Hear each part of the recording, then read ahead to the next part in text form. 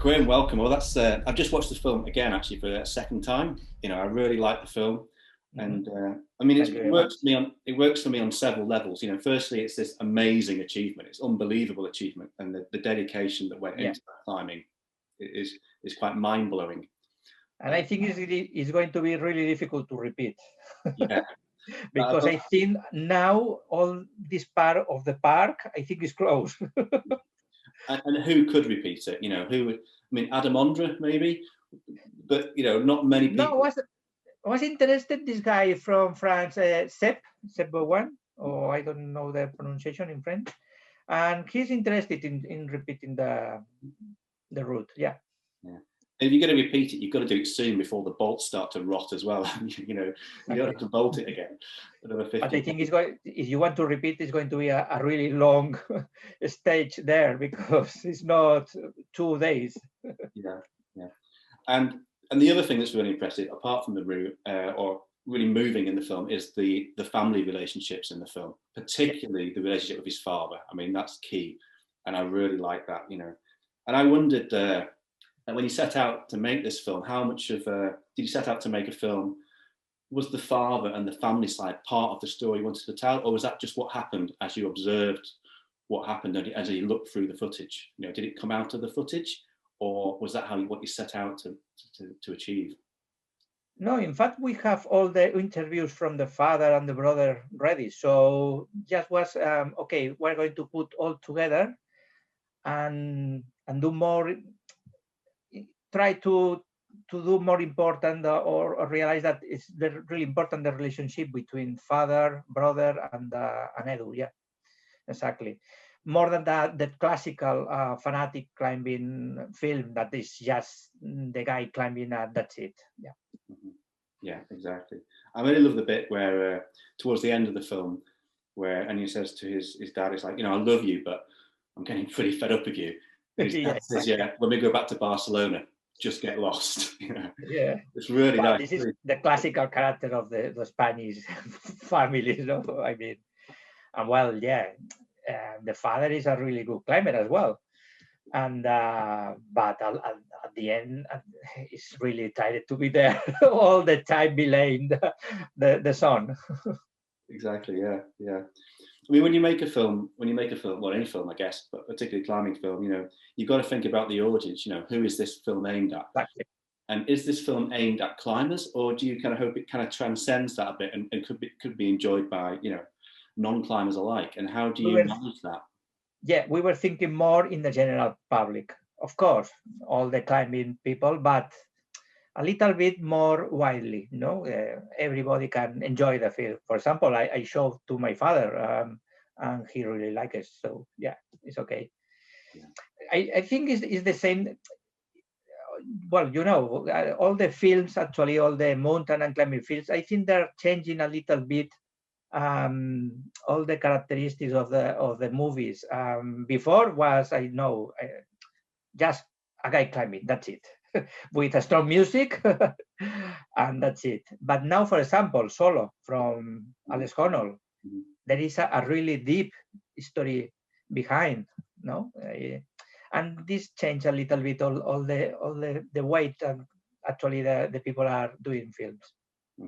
Absolutely, yeah. I mean, if you're going to tell stories of family relationships and obsession, these are universal. Anyone can understand those. You don't need to be a climber to understand what that means. Yeah, I think it's really good. And one of the themes that really does stand out in the film is the theme of obsession.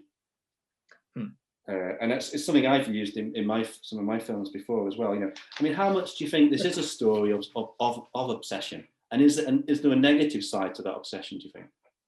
I think this depends of the climber. For example, Edu is really competitive. Edu was competing before go to the natural rock, for climbing, and he started competing when he was really, really, really young. In fact, I'm almost international judge in competition, and I was judging him when he was a really kid, and you can realize that really fast that this guy is going to be a really good climber because the obsession is, okay, I can do this, great, I can do this route. Yeah.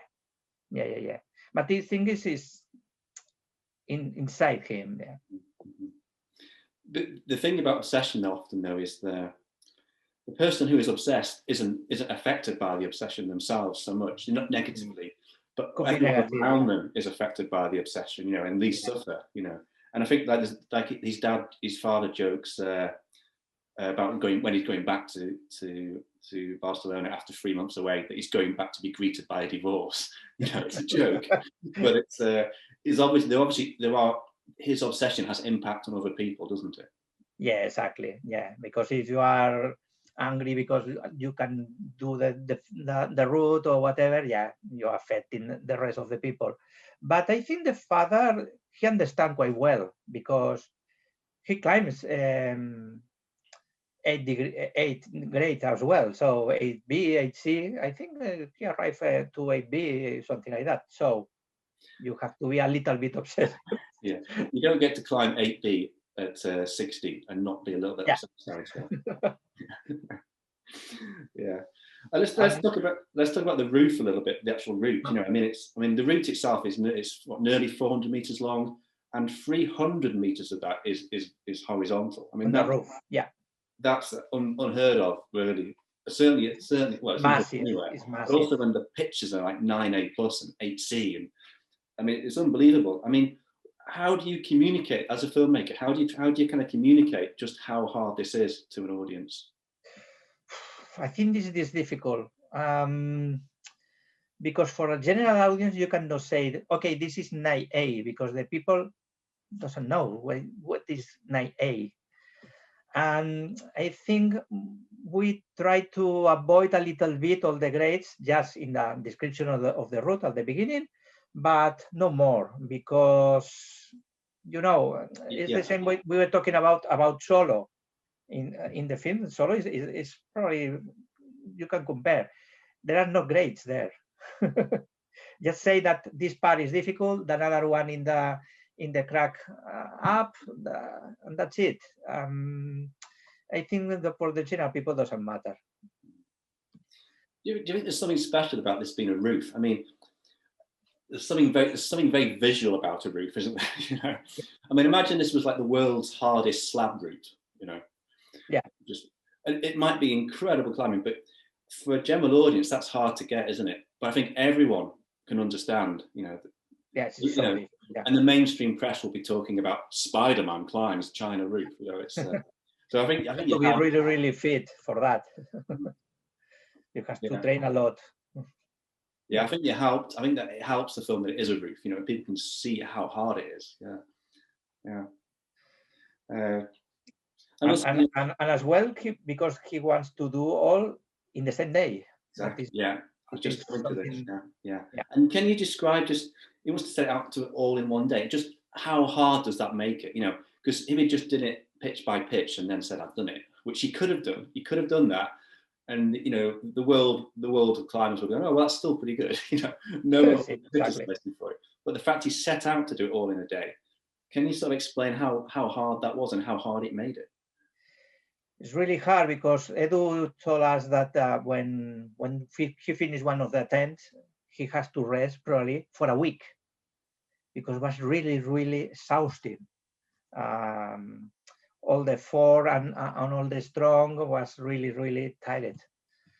Not only physically, as well mentally. Yeah. I mean, do you think there was a time when he thought he wouldn't do it? You know, he would fail to do it. Sorry. So do you think there was a time when you thought that he wouldn't finish the route, he wouldn't complete it?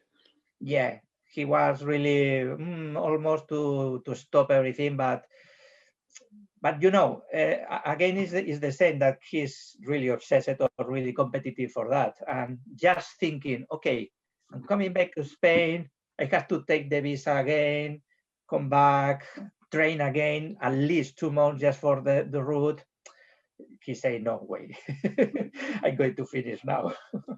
Yeah. How is it filmed? I mean, because obviously there's so many days in China, like what, 180 days or something? Was it more than that? Was it 300? I don't know how many days it was. Or so probably 6 months, more or less. Yeah. Counting everything, 6 months. Yeah. So how did you manage to film the climbing? How was that done? Sorry, how much? How did you film the climbing? Well, we have three cameras different in different stages, because okay, the people have works and jobs and whatever, and we're three people filming there, yeah, in different stage, yeah. Mm-hmm.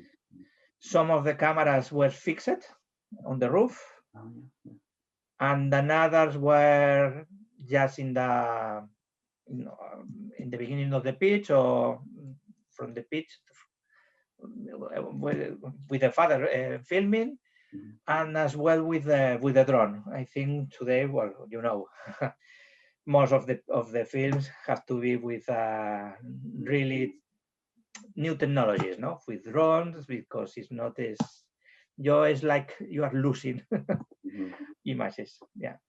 Yeah, I mean the opening drone shot's quite spectacular. It really gives an impression at the start of the film. Yeah.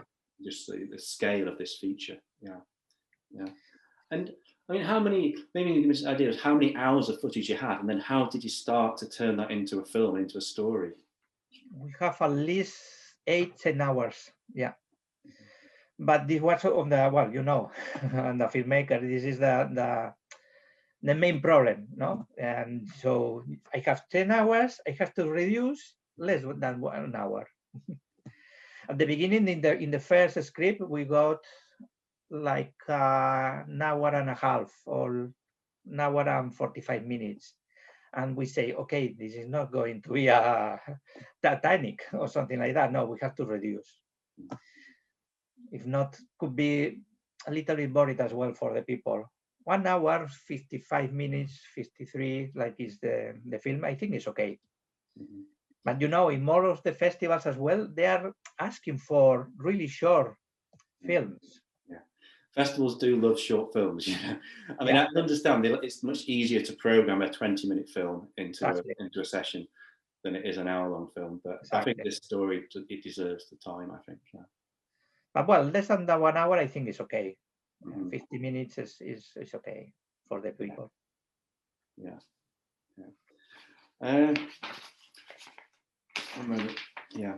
I enjoy all the scenes as well of the kind of Chinese culture as well. You know, it's nice that it's not happening in isolation. You know, it's not just some guys on a rock. You know, exactly. You get the sense that they're embedded in the culture as well.